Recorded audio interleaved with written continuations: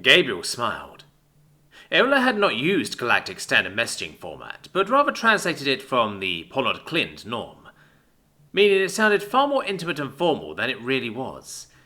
If that was the game she wanted to play, then he would do the same in his reply. The message read, "For my most intimate companion, Gabriel. Even though it has been but a few scant weeks since our separation, I miss you greatly. I hope you are well and that your time in Minograd is most enjoyable. My family has been bombarding me with questions about you since I first arrived.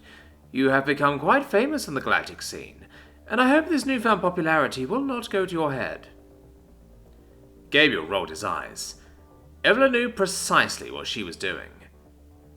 "I am already planning to move to Zorko, though I am facing some difficulties. I am not worried, and I hope to meet with Rosati a month after she returns home. My family are sad to see me go, but happy that I have found someone. On that topic, how has your relationship with Nis progressed? I do hope that you are not circling the toilet bowl of that will they, won't they, Nabshirt." Gabriel nearly choked in his own laughter, and garnered some looks from Nish and Pista. "What?" Pista asked. She had never heard Gabriel make that noise before. "Nothing. Eola just told a joke in her letter, that's all," Gabriel replied, regaining control of himself and returning to the message. It seems that the real Eola would always shine through no matter how hard she tried. "On a similar note, I hope that you will take the advice I gave to your heart. I am not asking you to act now, but to simply keep it in your head. I have also sent you a package that will arrive about 1 week after receiving this email. I will not spoil the surprise, and hope you will enjoy it. From your true and eternal friend, Eola." Gabriel chuckled. He enjoyed that. As pompous as it may have been, it had obviously taken some effort on Eola's part, and effort was always appreciated. Looking back up, Gabriel saw Nish reading aloud to Pista. It seemed that Eola had written 4 letters, even giving Pista one of her own. Gabriel smiled even more. "I love that woman," he mumbled. Eola's letter to Pista was the polar opposite of Gabriel's. The language simple, the tone light and filled with tame jokes that Pista loved. With the messages read, Gabriel said that they should get something to eat.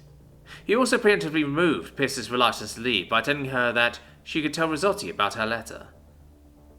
As they left the book-filled room, his PDA vibrated again.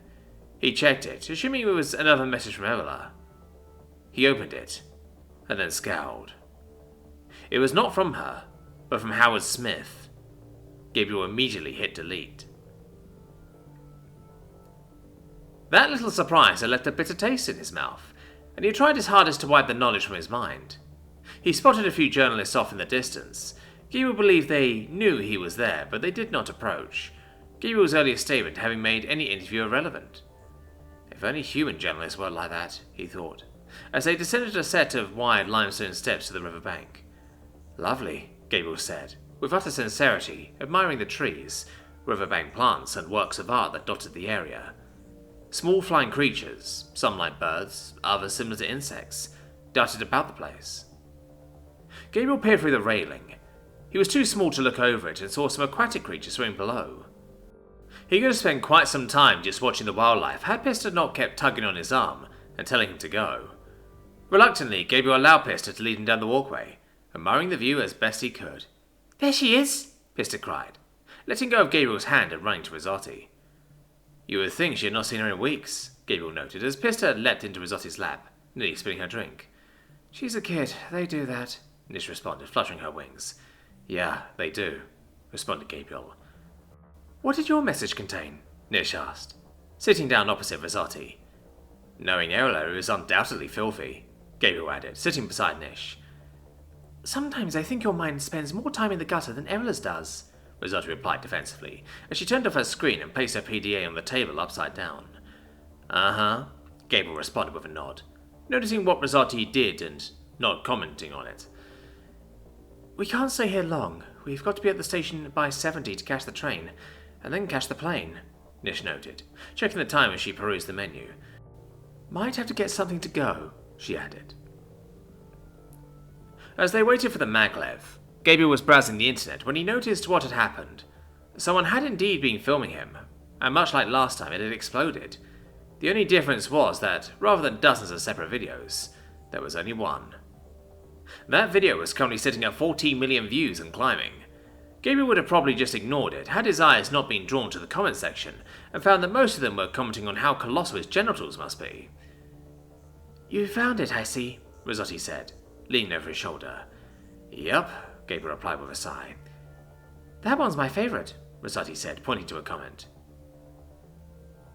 "That Fjorni must have some massive cubes to charge a man with such massive cubes," the comment read.